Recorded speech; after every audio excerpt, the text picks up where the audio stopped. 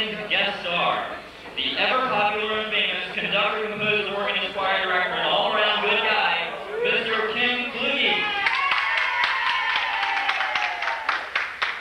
Look at that. What a famous guy. Now, how many... Well, you have to excuse the dress. Don't get the wrong idea. It's part of my professional power. It looks good on you. It really does. Came here from the church. Designer clothes, right? You had those designed. It's the newest thing in Europe now. I understand. So, how many people went down and saw Kim last week? Hey, wasn't that great? Okay. So how did you first get interested in music? His mother beat him with a musical. The theme songs from cartoons. Okay. And now how does it feel to be a world-famous conductor, composer, organist, choir director, and all-around good guy? How does it feel that now on? Now that you are one, now that you are that. Well, I always thought that my card at St. John's assumed that I was from the very beginning. Right. He's confident.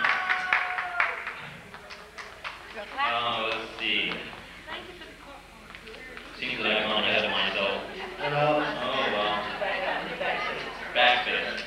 Now, if you notice, when he was down there, he didn't have any music. He had no music. And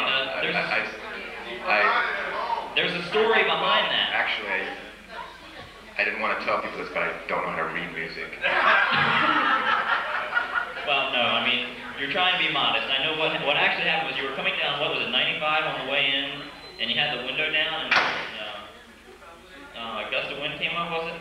From my guest, yeah. I was coming down 295 on a beautiful day, and guest in the back seat had the window open, and there went to score. They went out, you were chasing it all over the highway. I think that's all that was. I think that was you that was running around on the highway. Dodging cars. Anyway, in my tails, right?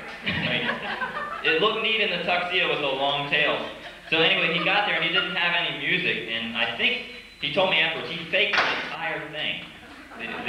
He faked out the whole orchestra and everything, and also, and he did a good job too.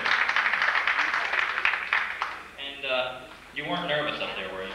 No. What's there to be nervous about? You just have to go up there and wave your arms, and the orchestra does all the playing, and the audience does all the applause, and you just take the bows.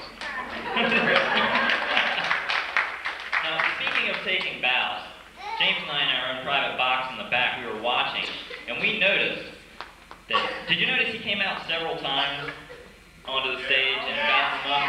We counted, it was 8 times that he came up. Now, I know they loved him and they wouldn't stop applauding, but is there a special significance behind that? Or? I was so upset from the music being all over the beltway that I was disoriented, and I kept, the person backstage kept pushing me back to the podium, and I walked backstage. So that's what happened. Okay, so does anybody in the audience have a question for any of our special guest stars this evening? Yes, I do. You have a question? Where did you keep the piano? Was the piano in the trunk of your car when all the music was flying out? Well, yes, it is an inflatable piano, and we use someone with a lot of hot air, someone like yourself, to blow it up right before the second half. By the way, can I hire you for the next concert? Would that help? What's the charge? Let me get under here for a second. We have a surprise for everybody this evening. And using a technological breakthrough, we have a phone in here with us today. I guess you've noticed up in the front. We've gotten it hooked up, and we're going to make a phone call to somebody, just for our special guest stars. So James, explain how this is done. Okay, what it is the phone that is sitting right here. We have a small transmitter, which is located behind we cannot see, and it's actually transmitting to the car that's parked over there on the cellular band.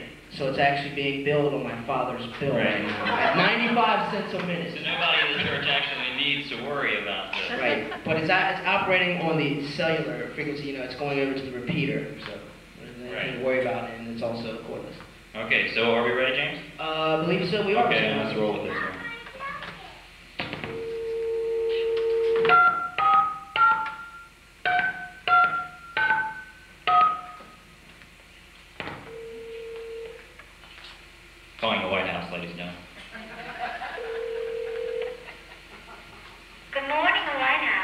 This is Donahue calling. I'd like to speak to President Reagan, please. Sir, I'm sorry. Is he expecting your call? No, but I'm sure he'd like to talk to me. I've got a special guest star, two of them here that I'm sure he'd like to talk to, you know? Sir, I am sorry, but he only takes calls if he's expecting them. Ma'am, this is Donahue. I mean, I've talked to him before, and I'm sure he'd be happy to talk to me now. I have my special guest stars here. They're waiting to talk to the president. I'm sorry, sir, but I'm going to have to discontinue this conversation. Have a good day. Ma'am, but wait a minute, this is Donnie. Sir, I believe we have been disconnected. We tried, ladies and gentlemen, to get you two to the president, and, oh well.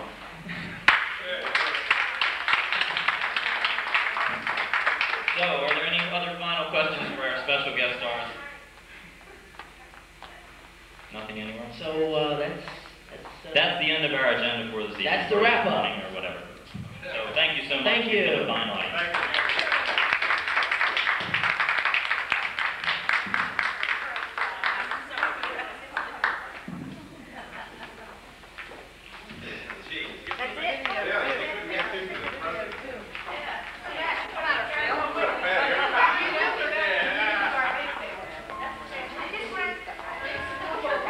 I just wanted